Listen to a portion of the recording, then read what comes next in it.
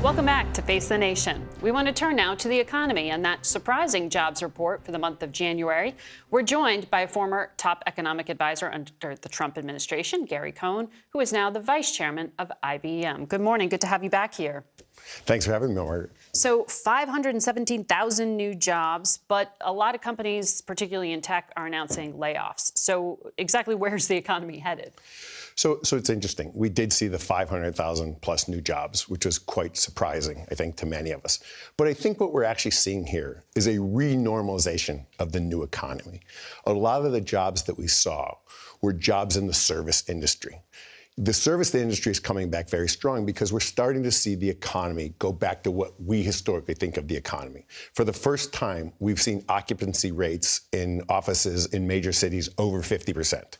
When you see occupancy rates go up, you need the service sector to work. Think about people going back into the office. They need parking attendants. They need people to work in the buildings. They need security. They need people to clean the buildings. People stop for coffee when they go into the buildings. They go out to lunch. They go to bars. For that to happen, you need the service sectors to come back to work. So the 128,000 service sector employees that came back to work, that 100% correlates with people going back to what is the new normal. It may not be 5 days a week in the office, but it's enough days in the week in the office where you need the service sector to come back to work. The interesting thing about last month's unemployment numbers is we brought people back to work, but we did not have to entice them with pay. So the month-over-month number in wage gains was 30 basis points. The prior month was 40 basis points. Mm-hmm. So we're getting people back into the labor force for a lower wage than we were prior to this. And that's a little bit hopeful for you on the inflation front. Yeah, and I think this is natural. I think what we've seen is after all the stimulus that was put in the system over the last 3 months, people are running out of stimulus monies. We saw that in the fourth quarter of last year. Mm-hmm. We saw consumer spending slow down.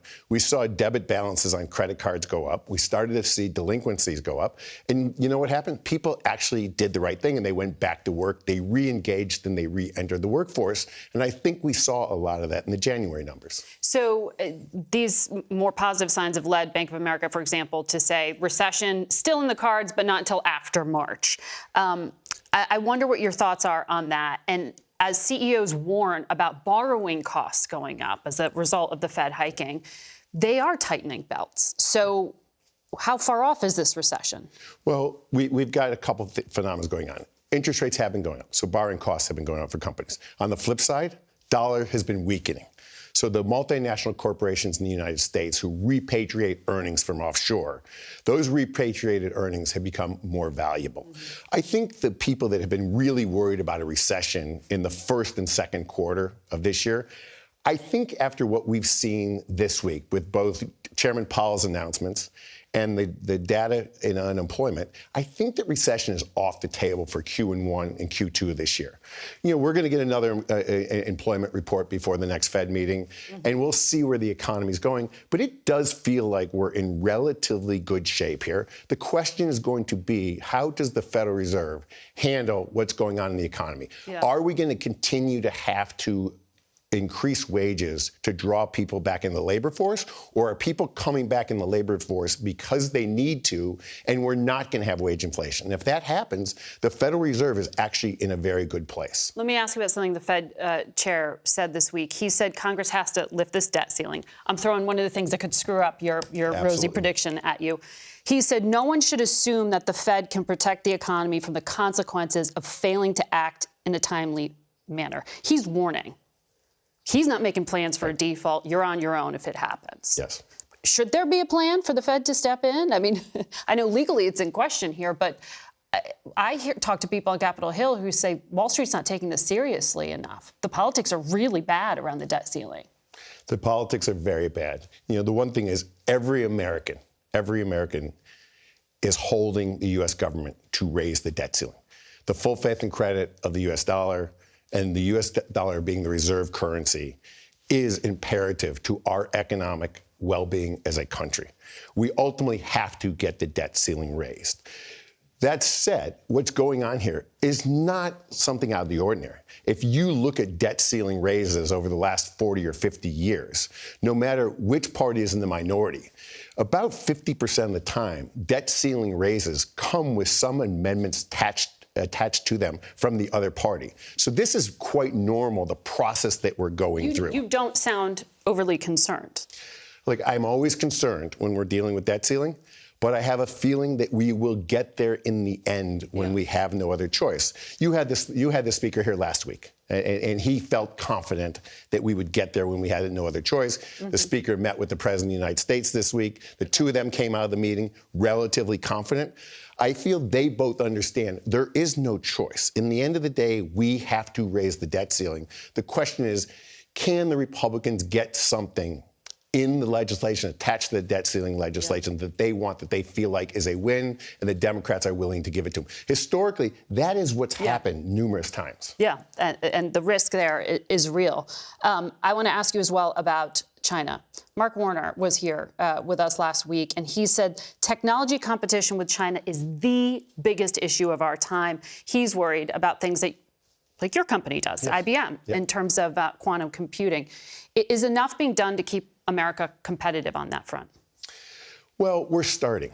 You know, if you look at where we've been this year, you know, we passed the CHIPS Act in the United States, which, you know, is something that's not a normal motion for us in the United States, for the federal government to pick and choose an industry and to subsidize. It really is not a normal action. It's an action that, you know, historically I probably not would have supportive of. I was extremely supportive of the CHIPS Act. We at IBM were extremely supportive of the CHIPS Act.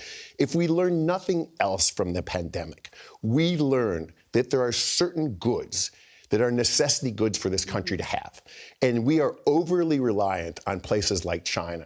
And if we don't find ways to change the manufacturing system and the supply chain and move it back to the United States, where we can take care of ourselves, we have made a catastrophic miscalculation.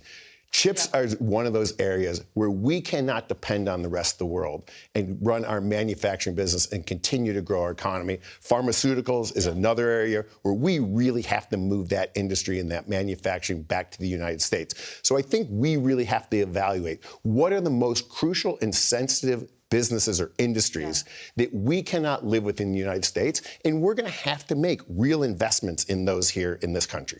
And we'll keep talking about it with legislators to figure out how to pass some of those laws. But we're going to take a quick break. And when we come back, we'll be talking with 4 members of the freshman class in the 118th Congress.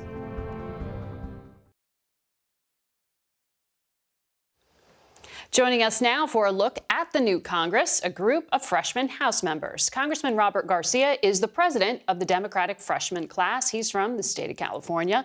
Gentleman next to him is New York Republican Congressman Mike Lawler. Congresswoman Summer Lee is a Democrat, and she is from the state of Pennsylvania. And Congressman Zach Nunn is a Republican from Iowa. So I want to talk about some of the things you all think you can get done here in Washington. Congressman Lawler, the former Speaker Nancy Pelosi recently told the New York Times that Democrats could have held on to the House if New York politicians had realized earlier on that crime was such a key motivating issue. In the last Congress, they greenlit about $4 billion in grants for local law enforcement. Do you think that money now needs to be accompanied by some kind of reform, something more on crime? Here in Washington, there's a lot of bipartisan support, I think, for especially making sure that law enforcement has the resources they need and the training that they need to do their jobs effectively. I think, obviously, the situation in Memphis with Tyree Nichols is a horrifying example. But I think there's a lot of area where we can work together to address the rise in crime and why we are seeing such a rise across the country. Like what? You have to look at what are some of the root causes of why we're seeing such an increase in crime, gang activity. Obviously, you see the scourge of fentanyl pouring into our communities, drugs being dealt. that are having a devastating impact. So I think there is a lot of area where we can work together to address these challenges. What about you, Congressman? This is your party in the majority. $4 billion in grants just went to local law enforcement. Does Congress need to do anything more to address crime? When I was chair of judiciary at the state level, Iowa moved very aggressively after the George Floyd homicide. We immediately said that we were going to allow our attorney general to investigate crimes directly so that we weren't waiting on county attorneys. We made sure that bad law enforcement officers couldn't be cycled through without some kind of a background check. We made sure that we made a direct investment in mental health across the state and made sure that our regional, both our urban but also our rural communities, had access to that. And ultimately, we also worked with our law enforcement to make sure that law enforcement had a better relationship with the community rather than one of conflict. There's some tangible successes we've seen at state levels. Let's bring those up to the federal level and make sure they can work the same way. So you do want to see more legislation on? Yeah, I think there's absolutely more that needs to be done this. What doesn't need to be done are what I will call these fig leaf grants, the idea that we can just hire more minority officers in rural Iowa. That is a very challenging thing to do. We should be identifying, and we saw tragically, even in Memphis, that alone is not a silver bullet solution. We've really got to get to the effort of, good policing, but also recognizing when there is good law enforcement, we hold that up as a partner in a community. That's where this money could be going, and it needs to be accountable. I think far too much of this has gone to, some major metropolitan areas, which have seen actually crime spike in those neighborhoods. Congresswoman, you said it would be good to revive the George Floyd Policing Act, but we're so far past that right now, we really need to kind of escalate the conversation faster. What do you mean? What are you calling for? So let me be really clear. There is a proliferation of disinformation and bias in conversations about crime and conversations about policing. And to be very clear, police violence is crime. We cannot say that we care about crime, but then do nothing, choose to do nothing over and over and over when the crime is committed by a police officer. There are statistics that show that less than 2% of police officers who are engaged in a misconduct are ever indicted at all. And while we can all celebrate that 5 black police officers, right, and let it not escape us that it was only when they were black that there was swift action, and there was a 6th who was not black, and there was not swift action, that we can say that Tyree should be alive. So should Tatiana Jefferson. So should Antoine Rose II from my district. So should Mike Brown. So should Philando Castile. They should all be alive. So when we're talking about crime and we're talking about how we're going to solve it, when I say that we need to change the conversation, we need to acknowledge that public safety does not begin with policing. Public safety begins with investments. It begins with addressing our own implicit and explicit biases in policymaking and education and appropriations. So when the president talks about reviving George Floyd Policing Act, you're saying not as it's currently written. You want more measures. Absolutely. I want us to be intentional at every step about addressing racial bias, about addressing poverty, about addressing crime, and about addressing police violence. I think Representative Lee is absolutely right. Listen, I would vote for the George Floyd Policing Act if it was on the floor tomorrow, but more needs to be done. Additional steps It won't be put on the floor tomorrow under Republican leadership, absolutely. To be clear. And that's why I want to be clear also when our colleagues bring up that more should be done around this issue. The truth is that you look at a place like California or most of the country, we are actually safer today than we were 15, 20, or 30 years ago, statistically. And so there's a lot of concerns around crime, and there should be. We all want to be safe. But I also think we also got to look at the data and actually look at the facts. The truth is that every single election cycle, it just seems that there's a lot of focus on crime and inner cities. And the truth is that we are safer than we were 20 or 30 years ago. But there was a spike in violent crime. In New York State in particular, the reason there was a focus on crime by voters is because they didn't feel safe. You had people being pushed in front of oncoming subway cars. You had people being stabbed in the street. By the way, the vast majority of victims of crime are black and brown people. So to act as though there's not a crime issue, I think is dismissing the fact that it is serious and people do not feel safe. And so, yes, we need to address the root causes of why someone may turn towards crime or why they may find themselves as part of a gang. But we also need to hold people accountable with the decisions that they make. And I think part of the problem here is that oftentimes it is very easy to go say law enforcement bad. But the vast majority of people who are in law enforcement are good people. I come from a community that has strong law enforcement presence. 50% of households in my district have a cop, a firefighter, a first responder, or a veteran in them. They're good people, and they want to do right by our communities. The vast majority of people in poor and working class neighborhoods are good people. They are. And they are victims of crime that we don't say anything about. For instance, They want police for presence. instance, there is no police presence when they're a victim of wage theft. We're not seeing anybody fear mongering.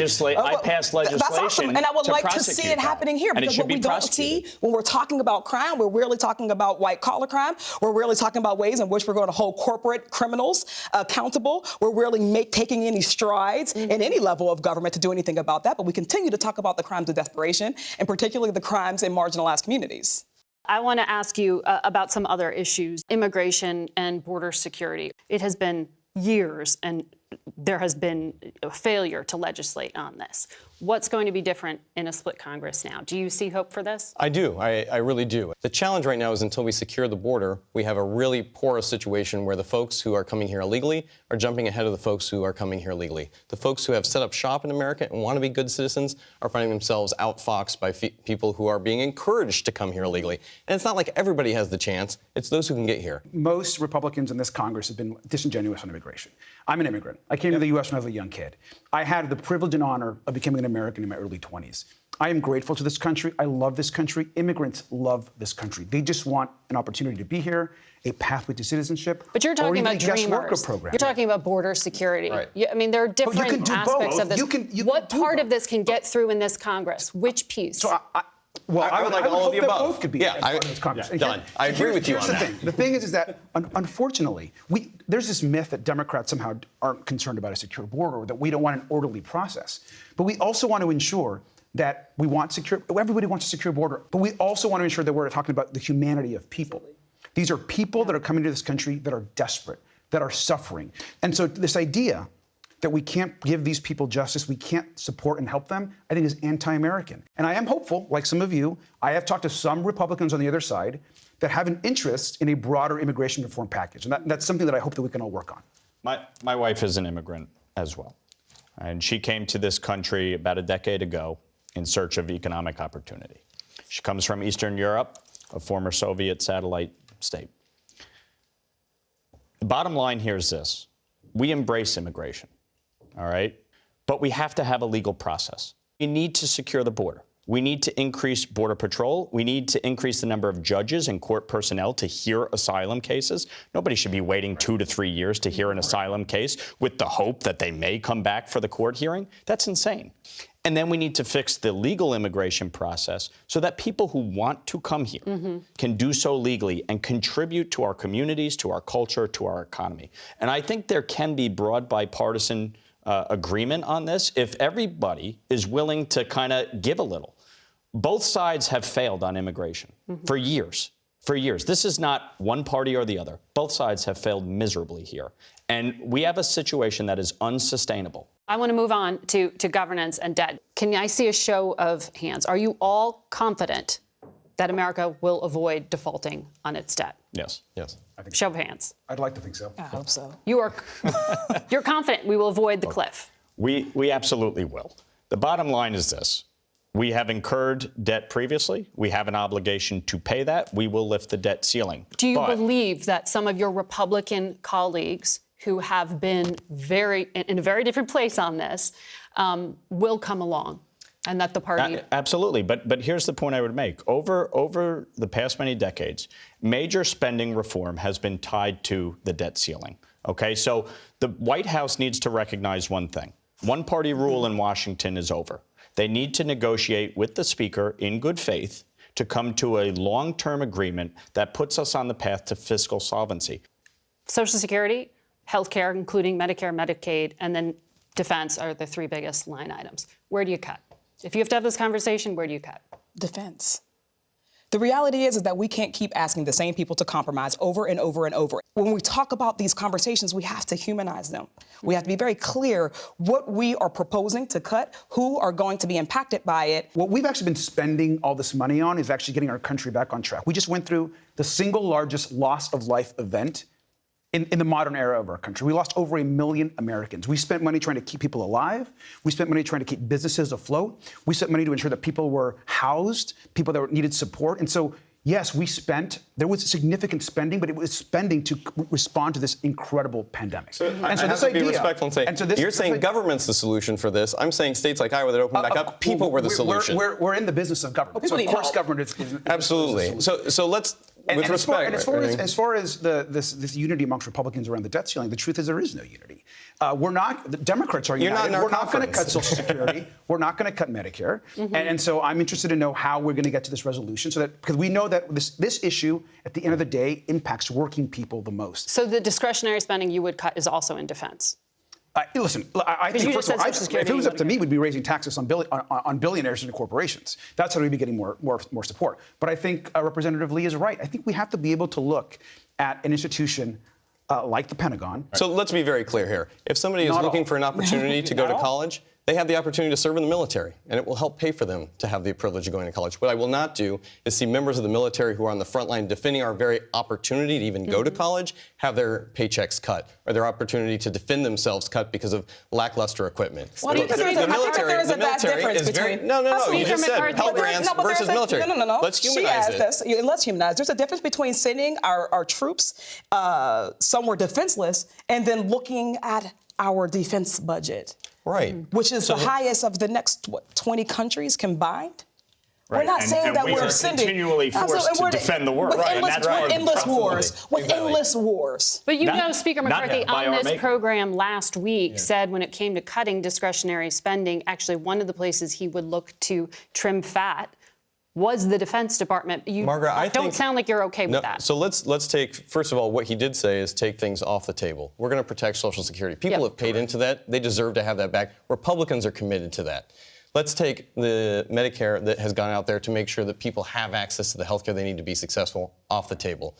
When it comes to defense spending, what I just heard was cutting things across the board. If there's a review, everything should have the opportunity to be assessed. So you're on board. But overall, to cut? What? Yeah, I think we should be looking across the board. And I would also say, here's where we have been successful in a state like Iowa that has the number one growth rate, is that we don't spend more than we take in. But and every year we have spent... No, it's not about because cutting. she asked me, who are we cutting? How about we grow the economy to begin with? By taxing We have not had a real budget process grow the economy. in a very long time. And you have to go line by line, and you need these departments and agencies to justify their spending. They have not had to do that in a very long time. We need a real budget process as part of this negotiation. Which takes time. We're going to have to leave it there. Thank you all for coming in. And I want to thank each and every one of you for joining our panel.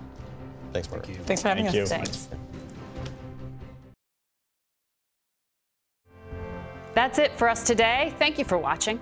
For Face the Nation, I'm Margaret Brennan.